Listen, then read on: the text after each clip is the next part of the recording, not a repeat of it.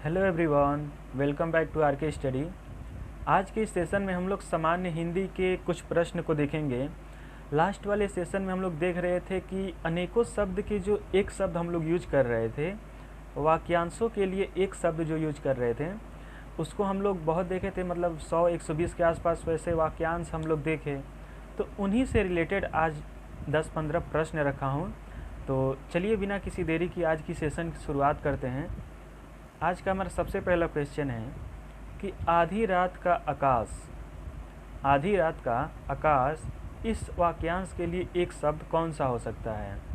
निषेध, निशीथ, कली या फिर अंतरिम।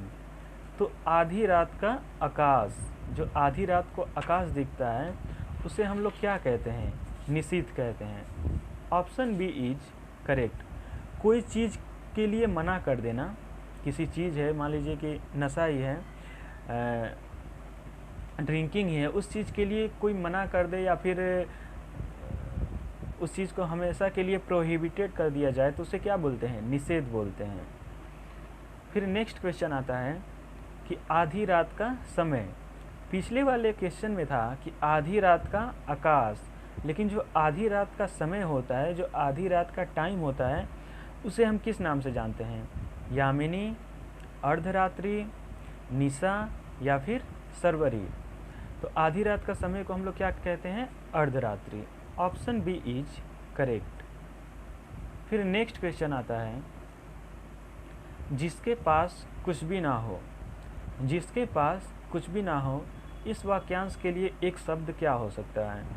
निर्धन, अकिंचन, दिनहीन या फिर गरीब।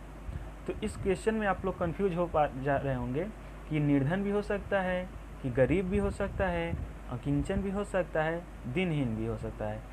एग्ज़ाम में इसी तरह के क्वेश्चन आते हैं जो कि लगेगा कि नहीं, पहला भी हो सकता है, दूसरा भी हो सकता है, तीसरा भी, लेकिन जो एकदम एक्यूरेट रहेगा उसी को हमको टिक करना होता है। तो इसके लिए जो एक्यूरेट आंसर होगा वो कौन सा होगा? अकिंचन होगा। Option B is correct.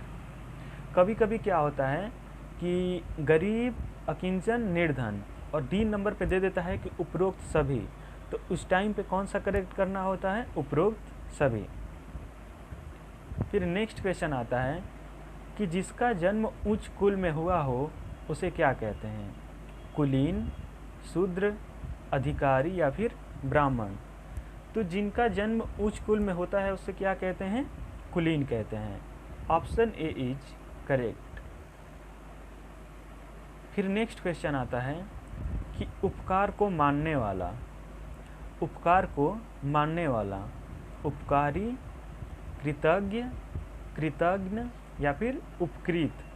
तो उपकार को मानने वालों को क्या कहते हैं? कृतज्ञ बोलते हैं। Option B is correct. फिर नेक्स्ट क्वेश्चन आता है कि बहुत ज़्यादा बोलने वाला। कोई व्यक्ति है, बहुत ज़्यादा बोलता है, तो उसके लिए एक शब्द क्या होगा? वाचाल, वार्तालाप, सार्वजनिक या फिर सनातन। तो बहुत ज़्यादा बोलने वाला मीन्स वाचाल। और जो चीज़ें सदा से चली आ रही हो, जो चीज़ हमेशा से चली आ रही हो, उस चीज़ को क्या कहते हैं? सनातन बोलते हैं। क्लियर है? फिर नेक्स्ट क्वेश्चन आता है कि युद्ध करने की इच्छा वाला। जो व्यक्ति युद्ध करने की इच्छा रखता है उसे क्या कहते हैं? युयुत्सु, जिज्ञासु, मेधावी या फिर उपरोक्त सभी। तो युद्ध करने की इच्छा करने वाले को क्या कहते हैं? युयुत्सु बोलते हैं। Option A is correct. कोई चीज़ों को जानने की इच्छा, किसी चीज़ को जानने की इच्छा को क्या कहते हैं? जिज्ञासा। ठीक है। नेक्स्ट आता है कि सूर्योदय के पूर्व का समय को क्या कहते हैं? जैसे सूर्योदय मीन्स कि सन अभी नहीं निकले हैं, उनसे पूर्व, उससे पहले का समय को हम लोग क्या कहते हैं? प्रदोष काल, उषा काल, मध्य या फिर पूर्वाह। तो सूर्योदय के पूर्व के समय को क्या कहते हैं? उषा काल कह सकते हैं। Option B is correct.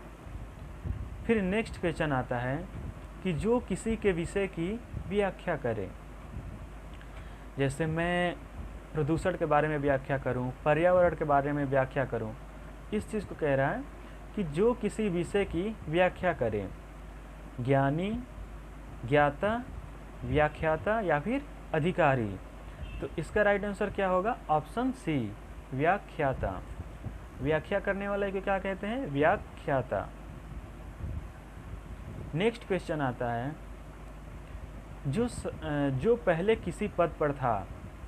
मान लीजिए कोई व्यक्ति है, किसी संस्था में किसी पद पर हैं, किसी पोस्ट पर हैं, तो उसे हम अब क्या कहेंगे? मीन्स कि अभी वो पोस्ट पे नहीं गए हैं, लेकिन पहले वो उस पोस्ट पे था।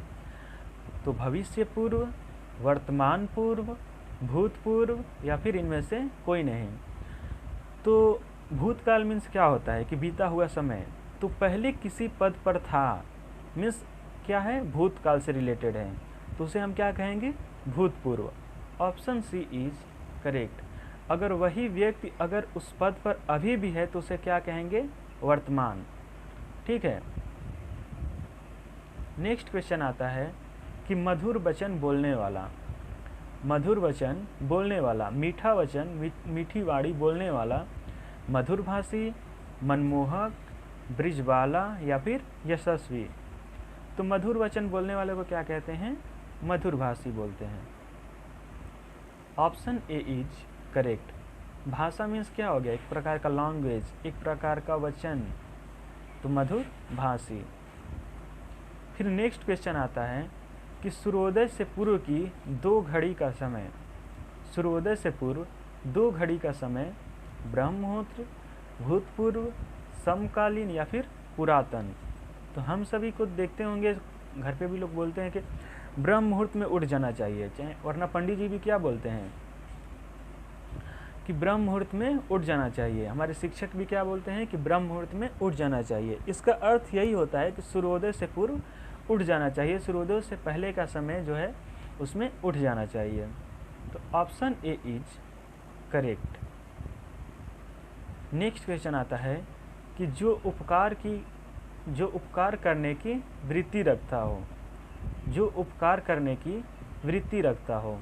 देखिए, इससे रिलेटेड एक और क्वेश्चन आया था, लेकिन क्वेश्चन में कंफ्यूज नहीं होना है। इस क्वेश्चन में ये पूछ रहा था, उपकार को मानने वाला। उपकार को मानने वाले को क्या कहते हैं? कृतज्ञ बोलते हैं।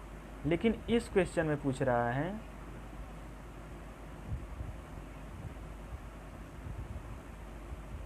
जो उपकार करने की वृत्ति रखता हो। वहाँ पे बस बोला था कि उपकार को जो मानता हो तो उसे कृतज्ञ बोलते हैं, लेकिन जो उपकार करने की वृत्ति रखता हो उसे क्या कहते हैं? उपकारी।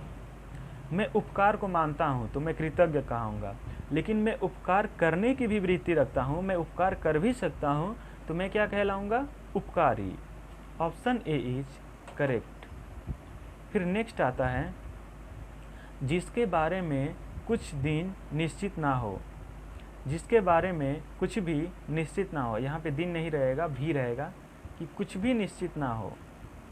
कोई समय है या फिर कोई ऐसी चीज़ है जिसके बारे में कुछ निश्चित ना हो। जैसे हमारा रिजल्ट आना अभी निश्चित नहीं है कि आ जाएगा, कि 10 दिन बाद आएगा, कि 15 दिन बाद आएगा। ठीक है। कोई एग्ज़ाम होना है तो ये नहीं पता है कि उसका एडमिट कार्ड कब आएगा। तो जिसके बारे में कुछ भी निश्चित ना हो उसे क्या कहते हैं? अनिश्चित बोलते हैं। Option B is correct. फिर नेक्स्ट क्वेश्चन आता है कि जिस काम के लिए कोई शुल्क ना दिया जाए। कोई ऐसा काम है जिसके लिए कोई शुल्क ना दिया जाए, मीन्स को हर चीज़ क्या हो? फ्री हो।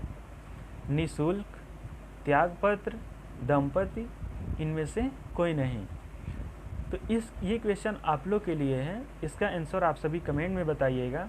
आज के सेशन में जो इम्पोर्टेंट क्वेश्चन थे, कम है क्वेश्चन, लेकिन जो इम्पोर्टेंट थे उन्हीं को रखा हूँ।